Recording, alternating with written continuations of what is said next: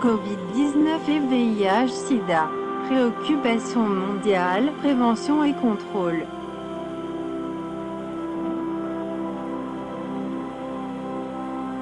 Jusqu'à présent, seuls les corticoïdes se sont avérés efficaces contre les formes graves et critiques de la Covid-19. Auparavant, le 4 juillet 2020, l'Organisation mondiale de la santé avait accepté la recommandation du comité directeur international de l'essai Solidarity de mettre fin au bras hydroxychloroquine-lopinavir, ritonavir de l'essai.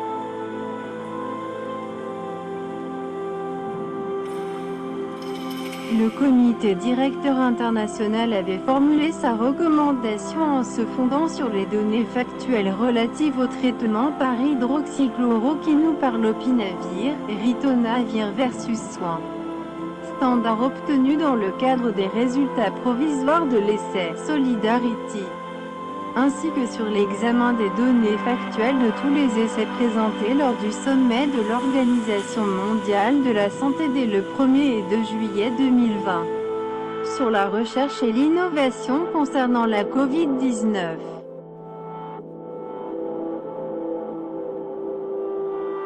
Ces résultats provisoires ont montré que l'hydroxychloroquine et le lopinavir, ritonavir n'entraînent que peu ou pas de réduction de la mortalité des patients atteints de la Covid-19 hospitalisés. Par comparaison aux soins standards, les chercheurs de l'essai clinique Solidarity ont arrêté définitivement les essais en cours.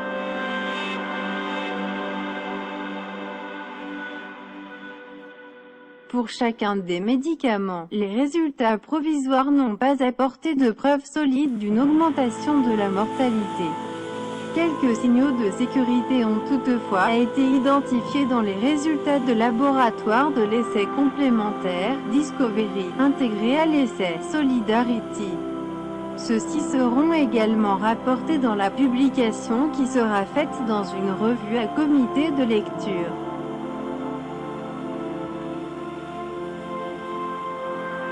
Cette décision s'applique uniquement à la conduite de l'essai Solidarity chez les patients hospitalisés et n'a pas d'incidence sur l'évaluation éventuelle, dans d'autres études, de l'hydroxychloroquine ou de l'association lopinavir, ritonavir comme option thérapeutique chez les patients non hospitalisés ou en prophylaxie pré- ou post-exposition de la Covid-19.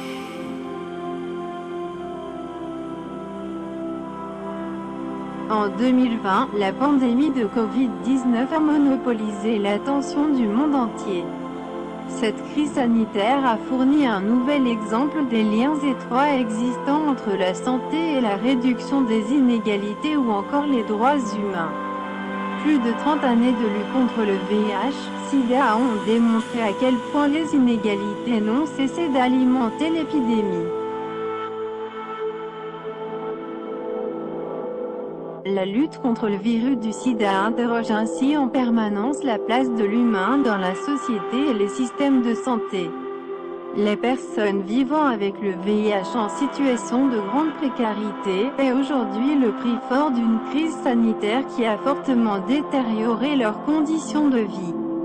Nous craignons qu'elles se retrouvent encore plus en première ligne face au VIH-Sida dans ce contexte de vulnérabilité accrue, s'alarme Florence Thune, directrice générale de SIDAction.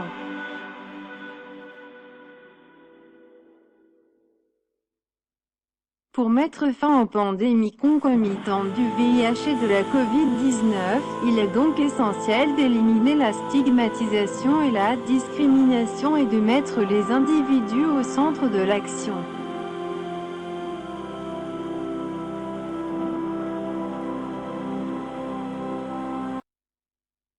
C'est le plus grand rassemblement en matière de lutte contre l'épidémie de sida, la conférence internationale sur le sida qui vient de s'achever. Mais crise du coronavirus oblige, elle aura été virtuelle cette année. Conférence suivie par le docteur Pierre Mpele. Bonsoir, vous êtes en direct de Cotonou, au Bénin. Vous êtes médecin épidémiologiste, vétéran de la lutte contre l'épidémie de sida, ancien directeur régional de l'ONU-SIDA pour l'Afrique de l'Ouest et du Centre, ancien représentant de l'OMS et membre du groupe Afrique de la cellule Covid-19 de l'Académie nationale de médecine de France. Docteur, est-ce qu'on peut dire que cette année, la lutte contre le VIH a clairement pâti de l'épidémie de Covid-19 ? Merci et bonsoir à vous. Oui, absolument. Vous savez, nous vivons un contexte tout à fait spécial et donc la 17e conférence internationale sur le sida est passée un peu inaperçue parce que toute l'attention, notre attention à tous est accaparée par la pandémie du Covid-19. Donc il était très difficile d'entendre la voix de ceux qui tous les jours parlent du VIH-Sida, où sont les activistes, les ONG, ont eu du mal à se faire entendre au cours de cette conférence. Elle est passée un peu inaperçue. Concrètement, quelles ont été les conséquences du confinement contre le Covid sur la lutte contre le sida ?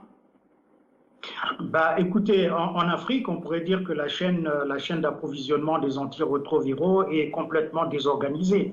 D'abord parce que l'Inde subit la pandémie du Covid-19 et donc en confinement. Donc les conséquences sont la réduction de la fabrication des antirétroviraux. En Afrique même, la chaîne est complètement bouleversée, les systèmes de santé sont désorganisés parce que la plupart des personnels de la santé sont mobilisés contre la Covid-19, que la capacité de dépistage du VIH-Sida est réduite et donc nous nous trouvons dans une situation où l'accès au traitement est un problème. Et donc nous allons avoir probablement des ruptures, des interruptions dans le traitement des malades et qui va provoquer probablement une augmentation de la mortalité. Donc je crois qu'il faudrait, c'est pour ça qu'à Mexico, on a essayé de porter le plaidoyer pour que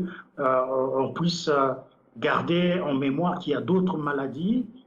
Nous luttons contre cette pandémie, cette nouvelle pandémie, mais n'oublions pas qu'il y a des problèmes de santé aussi importants que le VIH-Sida, et notamment en Afrique, qui paie le plus lourd tribut depuis 40 ans maintenant. Justement, l'ONU a pour but de voir la fin du sida en 2030. Pensez-vous que cela soit réaliste ?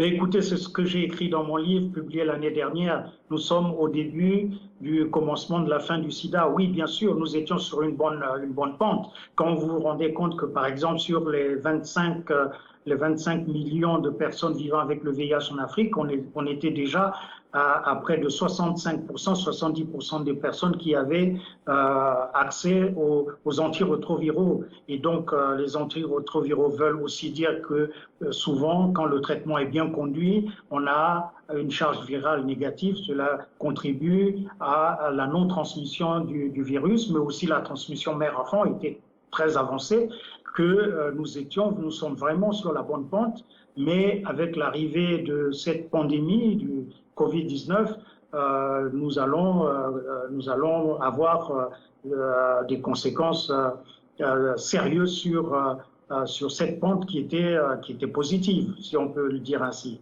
Docteur, quel a été l'apport de l'Afrique en matière de recherche contre le sida en Afrique ? Je peux vous dire que l'Afrique a contribué les dernières 30 ans. L'Afrique a significativement contribué dans la recherche sur le sida en Afrique. Vous savez que le VIH2, par exemple, a été le travail conjoint de nos amis, nos collègues français et sénégalais, que nous avons contribué dans la description ou affiné la description du VIH-Sida. Nous avons participé de manière active dans la recherche et je crois qu'il faut le reconnaître. Et nous avons beaucoup travaillé, que ce soit en épidémiologie, que dans les aspects socio-comportementaux. Nous avons fait une bonne contribution pour une première fois dans l'histoire des pandémies en Afrique. Est-ce que vous diriez qu'on a tiré des leçons de la lutte contre le sida pour lutter contre le Covid? Je ne crois pas. Je ne crois pas que l'Afrique a tiré les leçons de la pandémie du VIH et même pas celle des épidémies d'Ebola, de Zika ou de Lassa. L'Afrique n'était pas préparée du tout. L'Afrique, dans la majorité des pays, avait un système ou ont un système de santé fragile, vulnérable, non résilient. Et donc, on n'était pas préparé à répondre efficacement à la pandémie du Covid-19. Maintenant, il faudrait construire sur nos faiblesses que nous devons considérer comme des opportunités, innover de manière à faire en sorte que nous soyons à mesure de répondre efficacement à cette nouvelle pandémie. Justement, concernant le Covid, il y a eu le confinement en mars dernier, déconfinement depuis quelques semaines. Est-ce que la réponse de l'Afrique subsaharienne a été adéquate selon vous? Non, elle n'a pas été adéquate, elle n'a pas été adaptée dans la plupart des cas parce que notamment dans les pays francophones, vous savez, quand le président Macron a fait sa déclaration de guerre le 16 mars en France et où il a instauré pour la France l'urgence sanitaire, l'état d'urgence sanitaire, quelque temps après, les pays africains qui avaient très peu de cas, qui étaient des cas importés notamment de France, de Grande-Bretagne, d'Espagne, d'Italie, se sont mis également à confiner des populations alors que les premiers cas importés ne concernaient que les capitales. Et donc on a confiné l'ensemble du territoire national, même les villages qui étaient à 1500, 2000 kilomètres des capitales. Donc nous avons fait tout à fait le contraire, alors qu'au début, avec une cinquantaine de cas, on aurait pu faire le contact tracing, c'est-à-dire le suivi des cas et l'isolement des personnes positives pour faire un suivi, comme on l'a fait en France ou ailleurs, ou en Europe. Et donc, on a inversé, on s'est lancé tout de suite dans la stratégie de confinement pour répondre à l'épidémie, ce qui a fait qu'au bout de 2 mois, les pays étaient essoufflés parce que ça a commencé à aggraver la pauvreté et que c'était insoutenable pour les pays. Et alors, on déconfine au moment où les pays voient les cas augmenter chaque jour et on n'est pas encore au pic. Et donc, voilà, je crois qu'on n'a pas très bien fait, mais bon, maintenant il faut s'adapter, il faut réadapter là dans les conditions d'aujourd'hui. Nous avons des meilleures connaissances scientifiques de ce virus. Nous connaissons la dynamique de l'épidémie dans nos différents pays. Essayons de faire en sorte que les personnels de santé qui soient motivés, protégés et bien équipés et même formés pour qu'ils soient en première ligne de la lutte contre le Covid, que les décisions politiques soient basées sur la science et qu'on prenne de bonnes décisions au bon moment. Alors, à ce propos, vous, docteur, qui connaissez bien le professeur Luc Montagnier, prix Nobel de médecine 2008, il a dit en avril dernier que le coronavirus serait fabriqué à partir du virus du sida. Vous en pensez quoi de cette thèse ?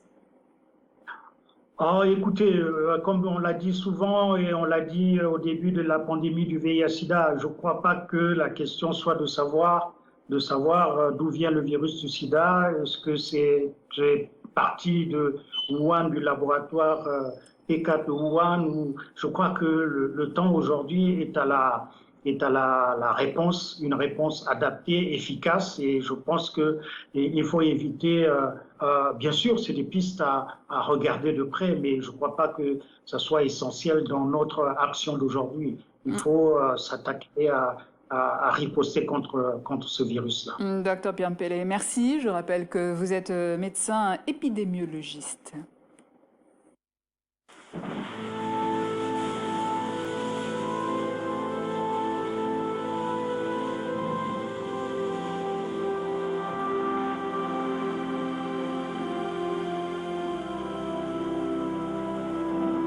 À bientôt.